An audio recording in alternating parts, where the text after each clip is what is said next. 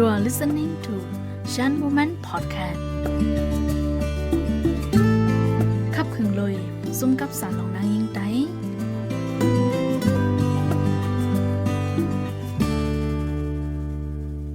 มาส่งค่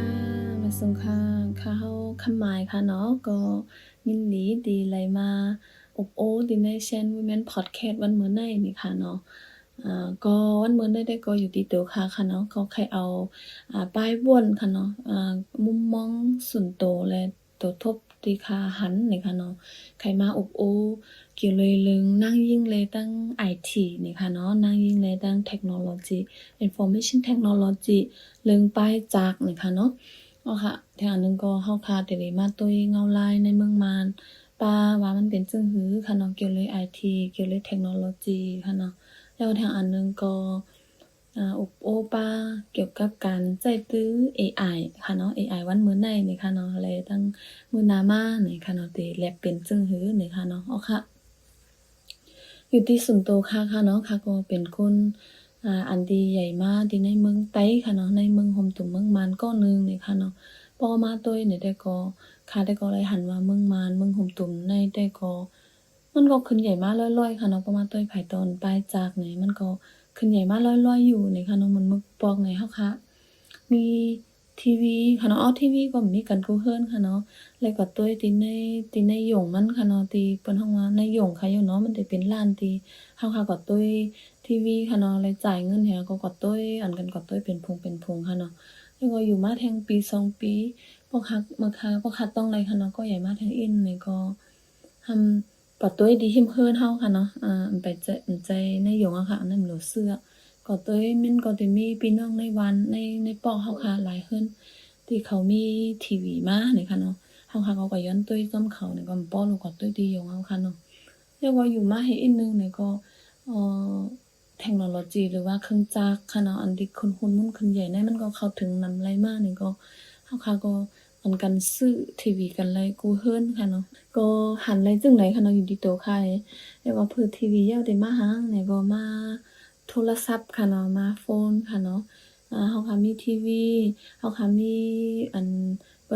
เฮาค่ะทั้งเมืองเฮาได้ห้องสลองนี่นั่นค่ะน่ะเนาะอันที่เฮาค่ะตุ้ยหนังจากเมืองไทยไลค่ะเนาะไลตุ้ยหนังเมืองไทยนั่นค่ะเนาะมีออกเซตอันต่างมีออกเซตในดีกว่าหิมมีทีวีฮังกวยฮัมเลยกว่าหิมอันที่เปิ้นไปสามพี่น้องเขาปิ่นเสียงใต้นะคะเนาะเจิ้งไทยปิ่นเสียงใต้อันที่สามพี่น้องเขาไปนั่นแหละก็เอามาตุ้ยที่เฮิรนค่ะเนาะนั่นตั้งเปิ้นเฮาว่าออกเซตนี่เขาว่าค่ะก็อันที่ใส่ขุยไลนั่นค่ะเนาะDVD ค่ะเนาะที่ใส่ไลนั่นแหละเอานั่นมาตุ้ยไว้ในมาก็อันนั้นก็หนูตุ้ยว่าก็เฮาค่ะมีสลองฮังกวยซื้อมาตาบค่ะเนาะซื้อมาตาบแล้วก็เลยตุ้ยสลองอันนั้นก็ขึ้นใหญ่มาเป็นหันลองขึ้นใหญ่มาจึงนั้นค่ะเนาะแล้วก็เพิ่นแทงว่าให้ค่ามอกค่าไปขึ้นจั่นจอมเลยค่ะอยู่เนาะแต่อันนั้นนี่ก็เฮาค่ะมีเข้าถึงอ่า MP3 ว่า MP4 ว่าค่ะเนาะที่มันถ่อมความไรค่ะเนาะแล้วก็กำลังก็ขึ้นสร้างมาให้อินก็โทรศัพท์ค่ะเนาะหมายโฟนค่ะเนาะเผื่อว่าโฟนนี่ก็แต่มีเลี้ยงโฟนค่ะเนาะที่มีสัญญามาก็เป็นเมืองติโมคราซีมานี่ก็เครื่องจักร5ป้ายจักร5ก็ขึ้นใหญ่มากค่ะเนาะเข้าถึงก้นมาหลายก้นเฮาเข้าถึงจักรมาหลายนี่ค่ะเนาะก็เป็นจังนั้นก็เลยหันว่ามันก็ขึ้นใหญ่มาร้อยๆนี่ค่ะเนาะอยู่ที่ตัวค่ายก็ค่าห้ามแต่สนใจเรื่อง IT หมดเลยเนี่ยแต่ก็ป้อเมืองพวกนั้นค่ะก็บ่ฮู้รู้ค่ะเนาะว่าอันนั้นมันเป็น IT มันเป็นเทคโนโลยีนี่แต่ก็เรียกว่าทางนึงก็มื้อนั้นป้อเป็นนั่งยิ่งในนึงแค่หน้าค่ะเนาะเฮาค่ะเต็มป้อควรว่ามันเกี่ยวข้องทั้งเฮาเลยค่ะเนาะเพราะว่าเป็นในตรงในวงเฮาในหมู่ในวันเฮาเนี่ยได้ก็มื้อนั้นเฮาเฮ็ดการเกาหลีหาการเกาหลีป้ออันที่มันเกี่ยวข้องดังจักแต่ได้ฮอโทฮอกาเนี่ยเฮาต้องเฮ็ดค่ะเนาะมันแปลว่ามันใจการนั่งยิ่งค่ะเนาะมันนั่งยิ่งเนี่ยได้ก็เฮาค่ะก็เฮ็ดให้เฮ็ดสนเฮ็ดการวานการเฮ็ดการวานการเฮิรนค่ะเนาะซึ่งนั้นนี่นั่นแหละป้อมาว่าการใจตื้อคอมว่าใจตื้อเครื่องจักรแท้ก็หาเหตุการณ์เร่งต้องได้ก็มันก็ติเอไว้นั่นค่ะเนาะติหยาบไว้ติอันป้อหมดคือตั้งจำใจตั้งเงาลายเฮาคานี่ค่ะเนาะก็ติจังเป็นจังไหนค่ะเนาะ ก้อยกาได้ก็ง่ายในข้าวยามเดียวกันค่ะเนาะค่ะก็เลยหันว่าก้นหนุ่มเฮาวันเหมือนในค่ะเนาะรวมถึงนางยิ่งค่ะเนาะก็อันกันสนใจเรื่องเทคโนโลยีมากค่ะเนาะเครื่องจักรมาเห็นฮู้ตั้งนำเกี่ยวกับการออนไลน์ค่ะเนาะเรียนเรียนออนไลน์แล้วก็เฮ็ดออกสื่อค่ะเนาะสื่อมันนังว่าสื่อกลางมันนังวิดีโอ5เสียง5เหมือนจังได๋ค่ะเนาะ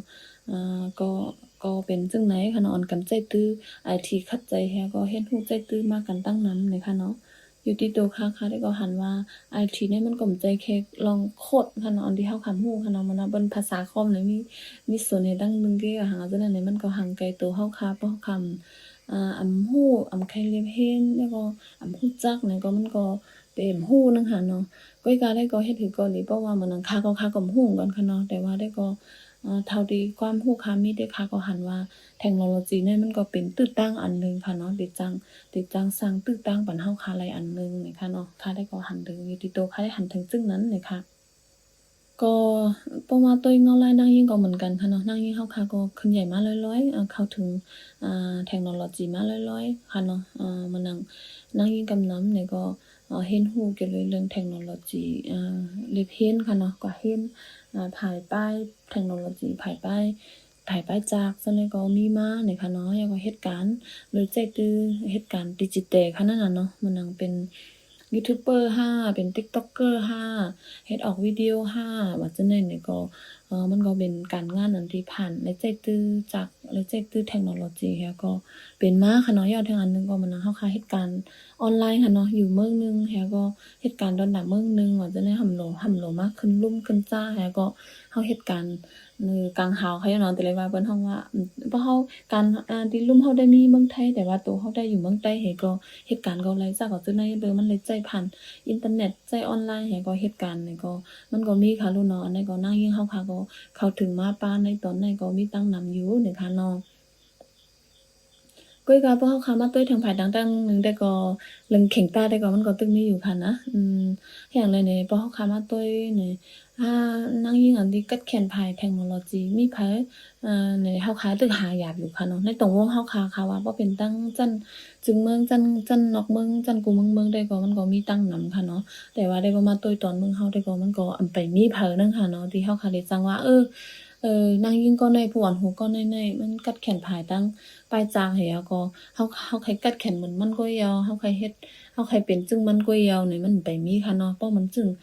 ผู้ร้องความเขาแหน่ผู้อ่อนโหแหน่คู่แหน่หังแหน่นี่เฮาค่ะได้มีค่ะลูกเนาะเหมือนนังว่าผู้อ่อนโหนางยิงก็ได้แต่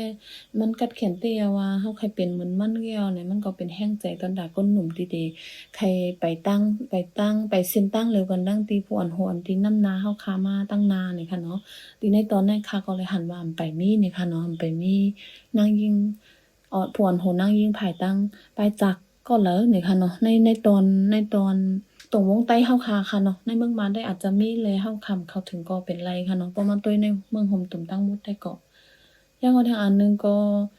เฮาค่ะได้ใกล้เพราะเฮาค่ะได้เฮ็ดเรื่องเฮาค่ะได้เล็บเฮ็ด5ได้เอาหัวข้อในมาเนี่ยเฮาค่ะก็ได้ว่า5มันได้กึ่งงำตั้งเฮาอยู่5ในความการที่เฮาค่ะเป็นนางยิ่งค่ะลูกเนาะ ไปจากไปสังในมันได้กึ่งหยังตั้งเฮาอยู่ห้าพอเฮาได้เฮ็ดรู้มันได้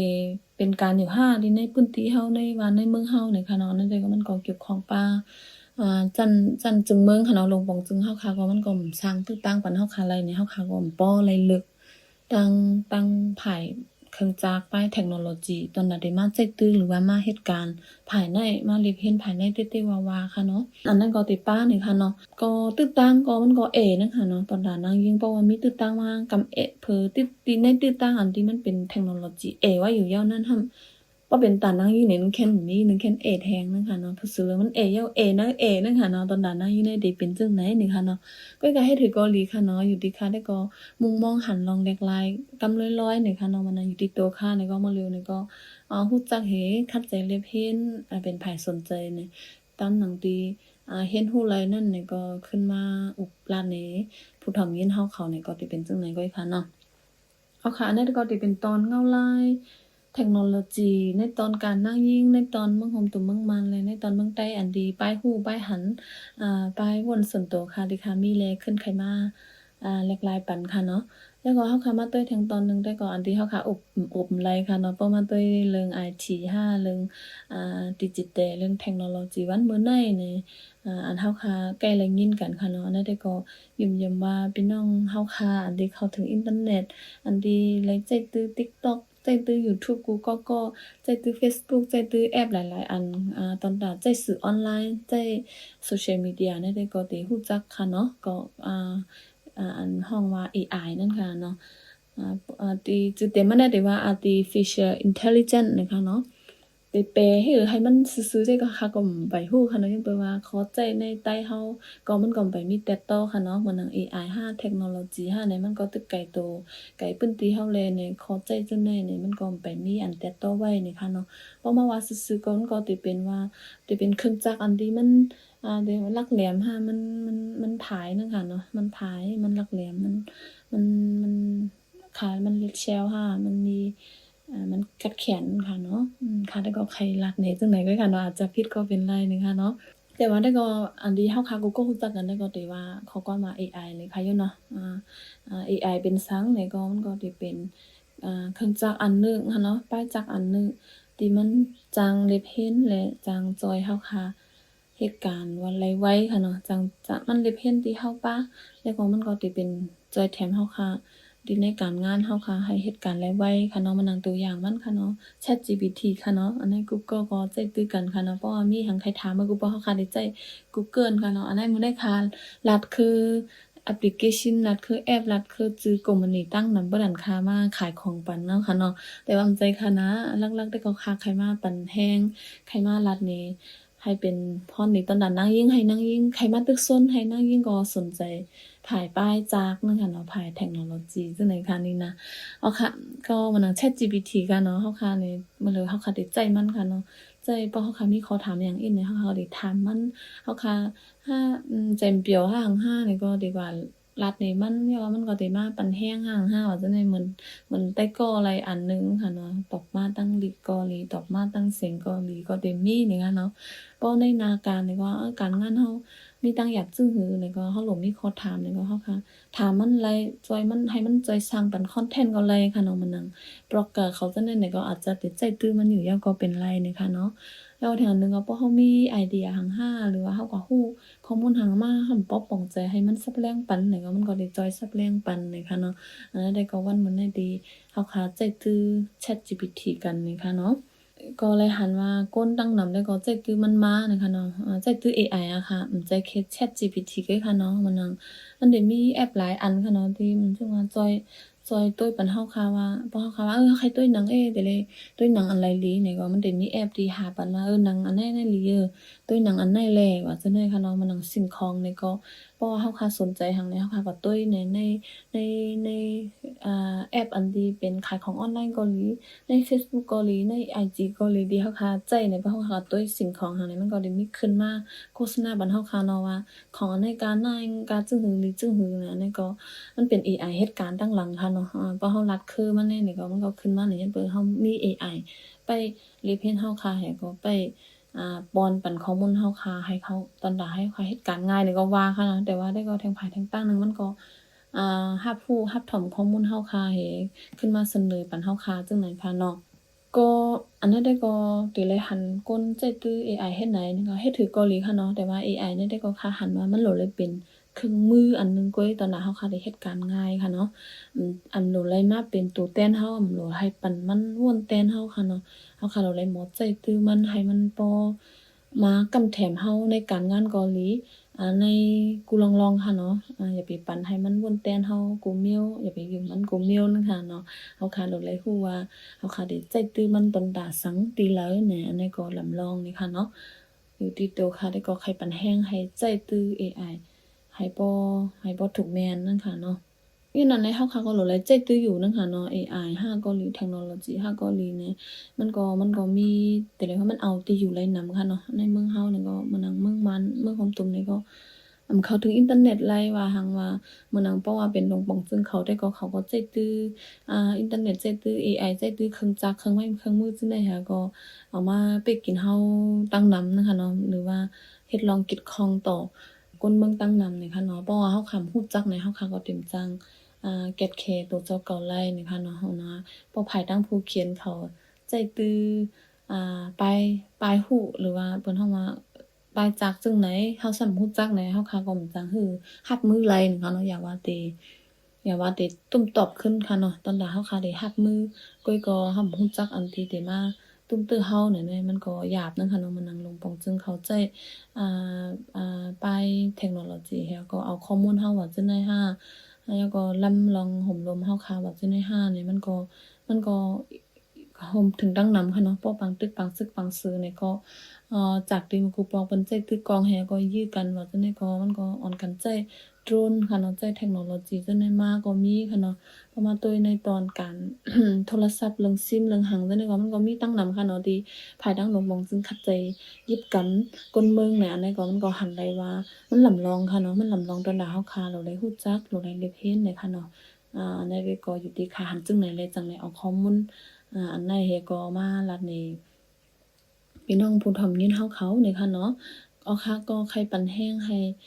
อ่อนกันเล็บเห็นค่ะเนาะเห็นฮู้ไว้ตอนตาเป็นข้อมูลค่ะเนาะแล้วก็พอเฮาค่ะได้ใจตื้อนี่ก็ให้เฮาก็ฮู้ว่าเฮาได้ใจตื้อตอนตาสังนี่ค่ะเนาะใจตื้อมันตอนตาได้มาจอยแถมในหน้าการต่างงานตอนตาได้มาจอยแถมให้ลองเหตุการณ์เฮาคางง่ายหลมใจมาอำใจได้ให้มันม่วนแต่นเฮากูลองนี่ค่ะเนาะเปิ้นเฮาว่าอนาคตของเฮาก็ให้เฮาไว้เป็นคนไล่สร้างไล่พอน้ำพอโตนี่ค่ะเนาะใจเครื่องจักรปลายจักร AI หรือว่าโลงปองจึงหรือว่าอีหยังก็บ่ฮู้ค่ะเนาะที่ได้มานำจัดปานเฮานี่ค่ะเนาะค่ะแล้วก็ใครฝากซึ่งหน่อยแล้วก็คลิปพอดแคสต์ตอนในผมในกว่านี่ค่ะเนาะยินจงค่ะ